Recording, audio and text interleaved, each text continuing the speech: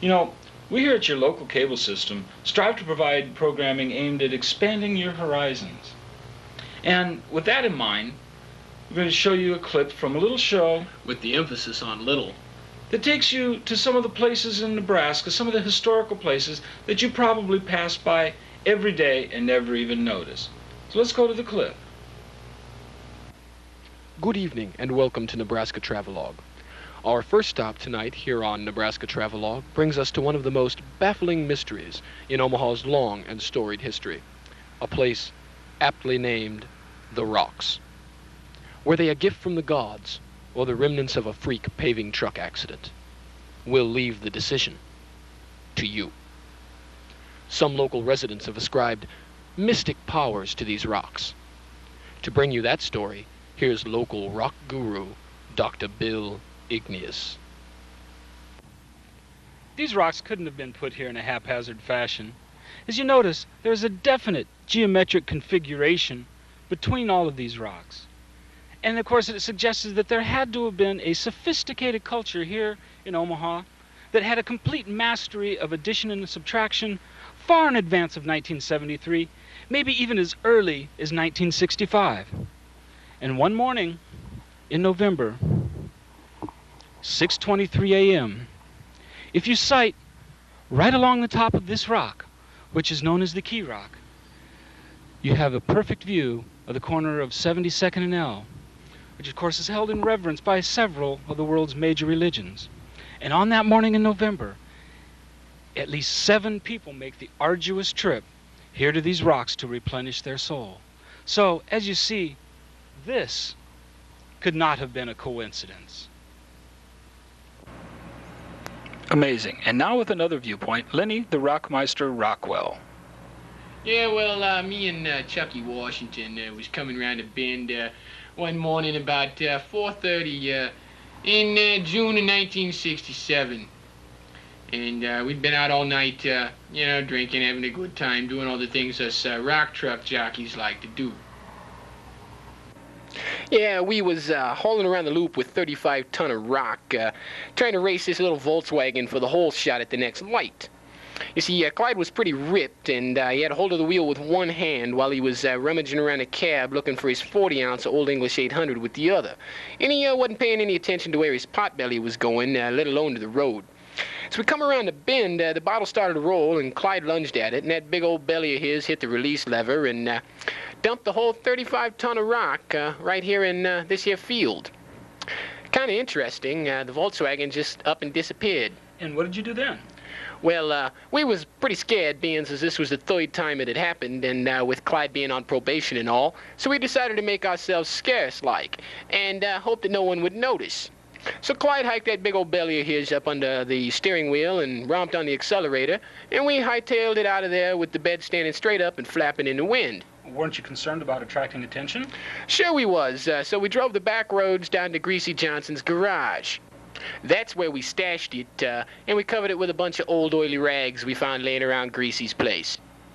That's kind of hard to believe. It would have taken an amazing number of rags to cover an entire truck. Yeah, well, lucky for us, the last time Greasy cleaned his garage was in 48, when the city council issued him that order that he had to clean his place or leave town immediately. And where is that truck today?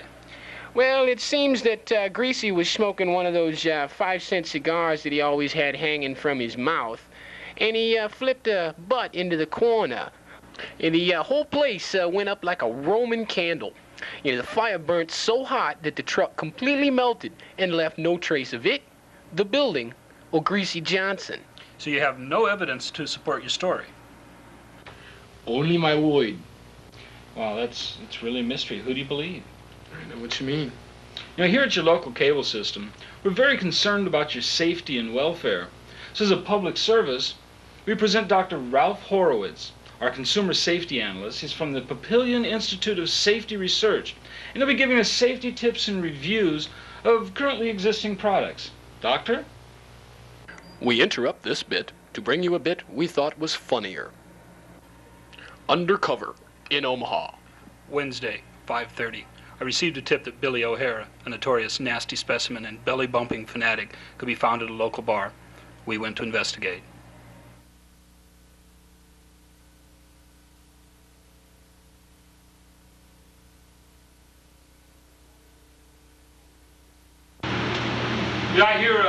find a good belly bump around here. Who's asking? Listen, don't give us any trouble. We'll have to take your license. Yeah, right.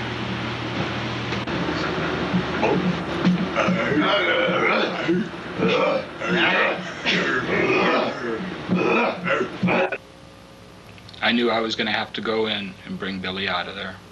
All right, Billy.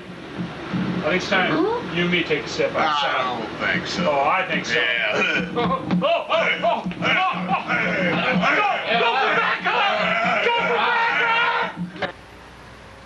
My partner was in a precarious situation. I realized that I was going to have to turn to some concerned bystanders for help. Have either of you ladies got change for $1? I don't think It's a police emergency. I need to change. I have to call for backup No, tonight. try down the street, man. But None. Can't help you. thanks. Sorry.